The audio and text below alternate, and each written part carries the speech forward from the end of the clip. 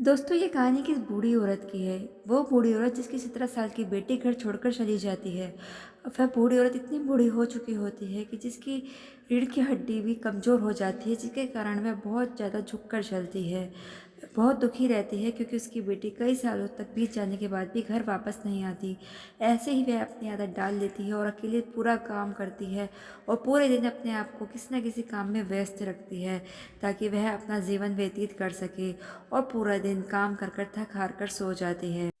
दूसरी ओर हम देखते हैं उनकी बेटी अब 32 साल की हो गई है और वह 7 साल के बच्चे की माँ भी होती है जिसका नाम शानबू है। शानबू की माँ 15 साल बाद अपने गांव जा रही थी। शानबू पूछता है उसकी नानी माँ कैसी है। उनको अब दिखाई सुनाई देता है लेकिन अपने बेटे की किसी बात का जवाब उसके पास नहीं था क्योंकि इतने सालों में वह भी अपनी माँ से नहीं मिली होती है। उसकी भी अपनी माँ से कोई हालचाल या कोई जानकारी नहीं थी। बस में जब ये दोनों सफ़र कर रहे थे तभी गाँव के किसी आदमी ने अपनी मुर्गी को छोड़ दिया होता है। मुर्गी ने शानबू और उसकी माँ के कपड़े को गंदे कर दिए होते हैं। शानबू को ये सब अच्छा नहीं लगता और उसको यह जगह भी पसंद नहीं आती है क्योंकि गांव के रास्ते बहुत कच्चे थे और वहाँ पर बहुत मिट्टी भी उड़ती थी। शानबू अपनी माँ से कहता है कि माँ घर वापस चलो, लेकिन वह उसको ज़बरदस्ती डांट के अपनी माँ के घर ले आती है। इधर बूढ़ी माँ सुन और बोल नहीं सकती। उनकी बेटी अपनी माँ से माफ़ी मांगती है क्योंकि इतने सालों में वह अपनी माँ से मिलने नहीं आ सकी। उसने बताया कि माँ, जिससे मैंने शादी करी थी उसने मुझे तलाक दे दिया। पैसों की कमी के कारण मैंने दुकान बंद कर दी। अब उसके पास पैसे कमाने का कोई जरिया भी नहीं है। वह बताती है शहर में पैसे कमाना बहुत मुश्किल हो गया है और उसके बाद बहुत सारा खर्चा हो गया है। इसके लिए वह शानवू को कुछ दिन के लिए आपके पास छोड़कर जाना चाहती है और जब शहर में सब कुछ ठीक हो जाएगा तो वह उसे वापस ले जाएगी। लेकिन उसकी माँ सब कुछ चुपचाप देख ही जा रही थी, लेकिन वह सुन नहीं सकती थी, लेकिन वह अपनी बेटी की बात को समझ पा रही थी। शानबू की माँ अब कहती है मुझे जाना चाहिए, तो शानबू की नानी अपनी बेटी को आराम करने के लिए कहती है। वो कहती है नहीं, मेरी शाम की बस है, मुझे जाना होगा, और वह वहाँ से चली जाती है। लेकिन इधर शानबू को गांव का रहन सहन बिल्कुल पसंद नहीं आता। शानबू की माँ उसके लिए कपड़े और खाने का सामान शानबू के पास छोड़कर जाती है, तो जो सिर्फ शहर में ही मिलता है। अब शानबू की नानी शानबू को उनके साथ चलने के लिए कहती है, लेकिन वह इनकार कर देता है क्योंकि वह अपनी नानी से पहले नहीं मिला होता है। शानबू की नानी पेट पर हाथ फेरकर कुछ इशारे में बताती है, लेकिन वह समझ नहीं पाता कि ये क्या कहना चाहती है। शानबू उनके बूढ़े शरीर और झुककर चलना का मजाक उड़ाता है और उन्हें गूंगा बहरा कहकर भी बोलता है, जो कि बहुत ही सम्मानहीन था। अब शानबू की नानी को यह देखकर बहुत दुख होता है और वह आगे चल पड़ती है, लेकिन शानबू भी उनके पीछे आने लगता है। लेकिन वह ऐसा नाटक कर रहा था कि वह उनको पीछे नहीं आ रहा है। घर पहुंचने के बाद शानवू की नानी माँ उसको खाने के लिए खाना देती है और अपने हिस्से का भी खाना उसको देती रहती है। जब वह वीडियो गेम खेलता है तो वह उसको निहारती रहती है। निहारते निहारते वह सो जाती है। अब रात को शानवू को सोच आती है तो शौचालय न होने के कारण वह उसको एक पोट देती है। वह उसमें ही सोच करता है और फिर वह उसको अच्छे से साफ कर देती है। शानवू रोज सुबह अपनी नानी माँ को पानी का भार उठाकर चलते देखता है। उनके अंदर एक ठहराव था, जैसे उन्हें अपनी ज़िंदगी में अच्छे और बुरे दिन जी लिए हैं। एक दिन एक लड़का उनके घर आता है और शानवू को अपने साथ खेलने के लिए भी कहता है, लेकिन शानवू को अकेले रहकर खेलना ही पसंद था। वो उस लड़के को मना कर देता है। शानवू की नानी माँ शानवू को कुछ नहीं कहती है, बस चुपचाप उसका सारा काम कर दिया करती है। उसको जिस चीज़ की भी ज़रूरत होती है वह उसे दे दिया करती थी। लेकिन शानवू भी अकेले रहकर बोर हो गया था। वह एक दिन टहलते टहलते नीचे गाँव की तरफ चला गया, लेकिन वहाँ ऐसा कोई नहीं था जिसके साथ वह खेल सके। थक हार कर वह वापस आ जाता है। उसकी नानी माँ कपड़े सिलती थी, लेकिन उसकी आंखें कमज़ोर होने की वजह से वो शानवू को सुई में धागा डालने के लिए कहती है। वह धागा डाल देता है, लेकिन बार बार धागा डालने पर कहने पर वह चिढ़ जाता है। अब शानवू फिर वापस वीडियो गेम खेलने लगता है और उनकी माँ कपड़े सिलने लगती है। अब शानवू का वीडियो गेम खेलते खेलते अचानक से बैटरी ख़त्म हो जाती है। वह अपनी नानी माँ से पैसे मांगता है जिससे वह वीडियो गेम की बैटरी ला सके, तो नानी माँ बोलती है कि मेरे पास पैसे नहीं हैं क्योंकि मैंने गरीबी में ही जीवन बिताया है। अब वह जब बैठ के कपड़े धो रही थी, वह अपनी माँ से नानी माँ से फिर पैसे मांगता है और कहता है कि मैं अपनी माँ से दिला दूँगा। वह फिर वैसे ही हाथ फेरती है और उसको गुस्सा आता है, तो वह अपनी नानी माँ को धक्का देकर वहाँ से भाग जाता है। उसकी नानी माँ को ये सब देखकर बहुत ज़्यादा दुख होता है। अब वह लड़का गुस्से में आता है और नानी माँ की चीज़ों को इधर उधर फेंकने लगता है। उनके जूते ले जाकर वह कहीं छुपा देता है और नानी माँ अकेले ही पैदल चढ़कर, नंगे पैर से ही चढ़कर आती हैं और उसका पोट भी बड़ी मुश्किल से धोकर लाती हैं और वो पोट को पैरों से तोड़ देता है। और क्योंकि वह गुस्से में था और जब वह देखता है उसकी नानी माँ ने जूड़े में हेयर पिन लगा रखा था, वह उस हेयर पिन को ले जाकर एक आदमी से पूछता है कि बाज़ार कहाँ पर है। वह आदमी बाज़ार का रास्ता बता देता है और वह बैटरी की दुकान पर जाता है और बैटरियाँ देखता है। कोई भी बैटरी उसकी वीडियो गेम में फिट नहीं होती है, वह क्योंकि वह बैटरी गोल वाली बैटरी थी। तो वो आदमी उसको दूसरी दुकान बताता है। जब वह दूसरी दुकान पे जाता है तो वो दुकान वाला भी मना कर देता है। अब ऐसे क्या वह पिन को लेकर एक ग्रोसरी की दुकान पे जाता है और खाने की चीज़ देखने लगता है, लेकिन ग्रोसरी वाला उसको धक्का देकर निकाल देता है। बोलता है यह पिन किसी काम की नहीं है। ऐसे दुखी मन से वह घर वापस आने लगता है। घर वापस आते आते वह पूरा रास्ता भटक जाता है। उसको कुछ समझ में नहीं आता है कि उसका घर कहाँ है। वह भटकते भटकते रोने लगता है। तभी एक गांव का आदमी उसको रोते हुए देख लेता है और अपने साथ साइकिल पर बिठाकर वापस गांव लेकर आने लगता है और उसको ले जाकर गांव में छोड़ देता है। अब उसकी दानी माँ पीछे से आती है और शानबू को देखती है और उस आगे की ओर बढ़ जाती है। अब शानबू उनके पीछे पीछे जाता है, बोलता है कहाँ जा रही हो। अब दोनों मिलकर घर वापस चले जाते हैं। अब शानबू की नानी माँ कपड़े सुखाती है और अचानक से बहुत तेज़ बारिश आने लगती है। बारिश आने के बाद शानबू देखता है कि बारिश आ गई है। वह सारे कपड़े उतार लेता है और जब बारिश चली जाती है तो वो सारे कपड़े वापस सुखाने के लिए डालता है। अपने कपड़ों में 2 पिन और नानी माँ के कपड़ों में एक भी पिन नहीं लगाता और उसको ये देखकर अच्छा नहीं लगता। उसको अच्छा नहीं, क्योंकि उसकी नानी माँ के पास एक ही जोड़ी कपड़ा होता है, इसके लिए वह वापस अपनी नानी माँ के कपड़ों में पिने लगा देता है। जब वह सो रहा होता है तो नानी माँ उसको प्यार से उठाती हैं और बोलती हैं, शानबू तुम्हें खाने में क्या खाना है बताओ, मैं तुम्हारे लिए वो खाना बनाऊंगी। तो शानबू खुश हो जाता है और पिज़्ज़ा की फ़ोटो दिखाता है कि बोलता है कि मुझे ये खाना है जो शहर में मिलता है और मुझे चिकन भी खाना है। तो शानबू की नानी माँ बोलती है कि मुझे तो यह सब बनाना भी नहीं आता, लेकिन मैं फिर भी जाऊँगी। वह जाकर खरबूजे लेकर जाती है और उसको बारिश में ले जाकर शहर में बेचती है ताकि वह पैसे लाकर उसका खाने पीने का सामान ला सके। ऐसे में वह सब खरबूजे बेच के चिकन लेकर आती है और चिकन पकाती है। चिकन जब पक जाता है तो वह शानबू को उठाती है, लेकिन शानबू को उसको पकाया हुआ चिकन बिल्कुल पसंद नहीं आता, क्योंकि वह चिकन उसके खाने लायक नहीं होता। वह खाली चिकन उबाल देती है तो उसको अच्छा नहीं लगता। वो बोलता है मुझे ऐसा चिकन खाने की आदत नहीं है।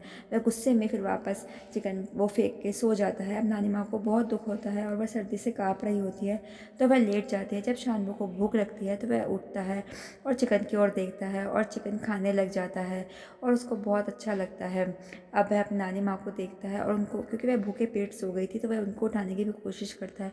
जब वह उठाता है तो उनका शरीर बहुत गर्म होता है, तो क्योंकि वह इतनी बारिश में उसके लिए खरबूजा बेचने गई थी। अब वह शानबू उनको ठंडे पानी की पट्टियाँ लगाता है और अपनी नानी माँ को फिर से खाना गर्म कर कर लेकर आता है और वह देखता है उनकी नानी माँ के जूड़े में चम्मच फंसी होती है। वह चम्मच को निकाल कर हेयर पिन लगा देता है और उसको बहुत अच्छा लगता है। अब वह नीचे जा रहा होता है तभी देखता है कि कोई बच्चे ने ये खेल खेल रखा होता है, तो एक लड़की उनके पास आती है और वह उस लड़की के साथ खेलने लग जाता है। अब शानबू अपनी नानी माँ के साथ बाज़ार जाता है खरबूजे बेचने के लिए। वो अपनी नानी माँ के खरबूजे बांधकर उनको ढकेलता हुआ ले जाता है ताकि नानी माँ को उसका बोझ ना उठाना पड़े, और वह बस का इंतज़ार करने लगते हैं कि जब बस आएगी तो वह शहर में जाकर खरबूजे बेचेंगे। अब वह नानी माँ के साथ जाता है खरबूजे बेचने के लिए। वह बड़े ध्यान से देखता है कि नानी माँ कितनी मेहनत से काम करती हैं और कितनी मेहनत से खरबूजा बेच रही हैं, फिर भी उनके पूरे खरबूजे नहीं बिकते। थोड़े ही 2-3 खरबूजे बेचते हैं, जिनसे वह उसको नए जूते दिलाती है और अच्छे होटल में खाना भी खिलाती है, जो शानबू को पसंद होता है, और खुद पानी पीकर रहती है। ऐसे ही करके वह शानबू की हर ख्वाहिश पूरा करती है। शानबू को एक बैटरी की दुकान दिखती है, लेकिन उसको पता होता है नानी माँ के पैसे ख़त्म हो चुके होते हैं। तो वह चुपचाप नानी माँ के साथ बस पे जा रहा होता है वापस गांव जाने के लिए। जब नानी बस पे चढ़ती है तो कंडक्टर बताता है कि उनकी दोस्त बहुत बीमार है, उसको जाकर मिलाए। वो उसको मिलना चाहती है, तो शानबू को वह वहाँ बस में बिठा देती हैं और बोलती हैं कि मैं जब तक वापस आऊँ तुम यहीं पर रहना। और शानबू के पास आकर बोलती हैं कि शानबू, तुम्हें कुछ चाहिए तो मुझे बताओ। तो शानबू एक लड़की की तरफ देखता है और बोलता है वो जो चोको पाई खा रही है मुझे वो चाहिए, आप वो लाकर दोगी क्या। तो वह उस लड़की के पास जाती है तो वो रैपर पड़ा होता है, तो नानी उस रैपर को उठा लेती है ताकि वह भी ऐसा चोको पाई उसके लिए ला सके। और चली जाती है अपने दोस्त से मिलने और दोस्त के हाल चाल पूछती है। और शानबू के लिए वह उनको वो रैपर दिखा के वो चोको पाई पूछती है, तो वो उनकी दोस्त उनको 5-6 चोको पाई जाकर पैक कर देती है। और वो उनको दोस्त उनसे पैसे नहीं लेती, वो कहती है बस तुम ऐसे ही मुझसे मिलते रहना, बस मेरे लिए ही बहुत है।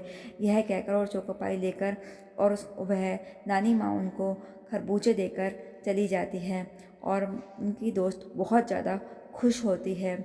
अब जब नानी माँ वापस आती हैं तो शानबू उनको बोलता है कि नानी माँ तुम बस में मत चढ़ो, क्योंकि उसको लगता है कि वो लड़की उसके आसपास ही है तो उसको अच्छा नहीं लगेगा।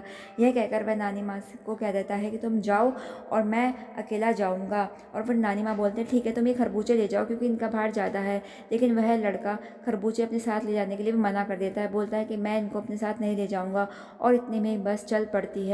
अब जिस लड़की की वजह से उसने नानी माँ को नहीं बिठाया था वो लड़की उससे बात भी नहीं करती, वह किसी और लड़के से आपस में बात कर रही होती है। ये देखकर उसको अच्छा नहीं लगता, वह अपनी नानी माँ का इंतज़ार करने लगता है। लेकिन नानी माँ इतनी देर हो गई वह नहीं आती। वह जाकर बस स्टैंड पर देखता है कि नानी माँ कब आएंगी, लेकिन कोई भी बस में नानी माँ नहीं होती है, क्योंकि वही उसकी आखिरी बस थी जिसमें उस गाँव में आ रही थी। वह देखता है वह नानी माँ पैदल उस बोझ को लिए आ रही थी। यह देखकर वह भागा भागा नानी माँ के पास जाता है और वह थैली नानी माँ से लेकर आगे चल पड़ता है।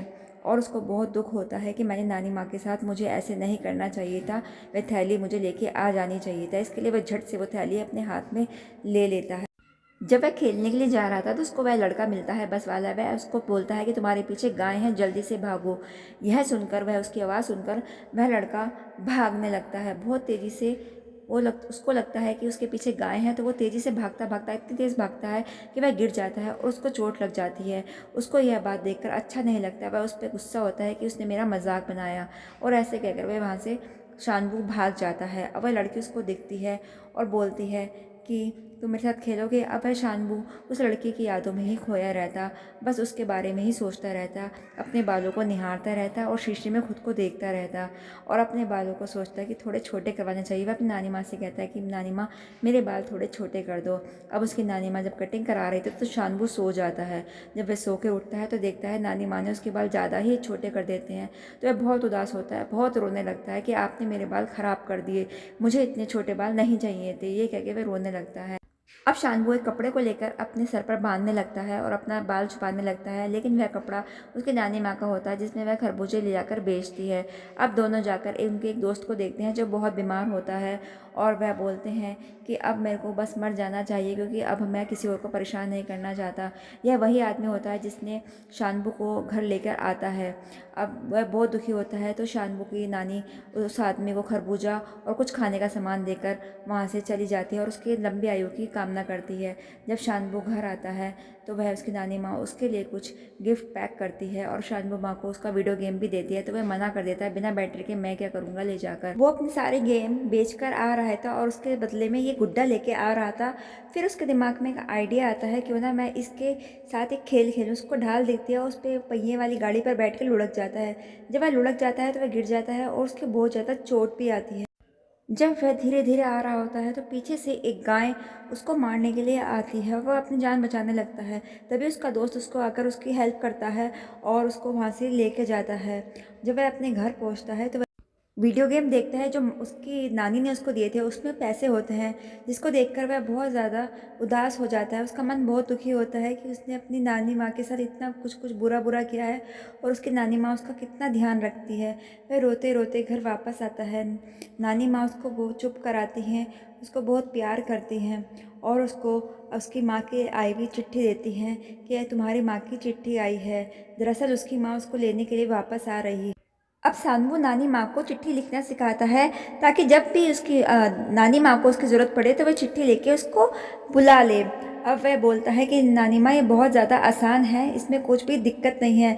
ये तो अगर आपको लिखना नहीं आए तो आप खाली चिट्ठी भेज देना, तो भी मैं तुम्हारे पास फटाफट से दौड़ा चला आऊँगा। ये कहकर वह नानी माँ के लिए और भी चीज़ें रख के जाता है, खाली पोस्ट कार्ड रख के जाता है, सुई धागा रख के जाता है ताकि नानी माँ को कोई परेशानी ना हो। अब सानवू की माँ उसको लेने आ जाती है। सानवू की नानी उसको बस स्टॉप पर छोड़ने आती है और बहुत ज़्यादा अंदर ही अंदर दुखी रहती है और शानवू से बोलती है कि शानवू, लेकिन शानवू उसकी तरफ देख ही नहीं रहा था क्योंकि वह उसको लग रहा था वह नानी की तरफ देखेगा तो वह जा नहीं पाएगा, उसका मन बहुत दुखी होगा। लेकिन नानी माँ बहुत अंदर से बहुत दुखी थी और शानवू का पीछा कर रही थी। अब शानवू भी नानी माँ से बहुत प्रेम करने लग गया था, उनको बिल्कुल भी अच्छा नहीं लग रहा था। लेकिन जब बस चल पड़ी तो शानवू उनको देखने के लिए फटाफट से दौड़ा, लेकिन नानी माँ पीछे मुड़कर जा रही थी और नानी फिर से पहले के जैसे अकेली ही थी, अपनी ज़िंदगी में जैसे पहले रह रही थी। और शानवू को अपनी नानी माँ की पुरानी बातें याद आती हैं, जिनको सोच सोच कर वह बहुत ज़्यादा दुखी होता है और वो लम्हे याद करके वह बहुत ज़्यादा खुश होता है कि आखिर उसने अपनी नानी माँ के साथ कितने अच्छे अच्छे वक्त गुजारे हैं, कितना अच्छा अच्छा समय दिया है। लेकिन दोस्तों, आज भी हमें पता नहीं चल पाया है इस कहानी में कि नानी माँ पेट पर हाथ फेर कर क्या इशारा करती थी। फिलहाल आपको ये कहानी कैसी लगी आप ज़रूर बताइएगा और कमेंट में मुझे बताइएगा। अगर आपको ऐसी और कहानियाँ सुननी हो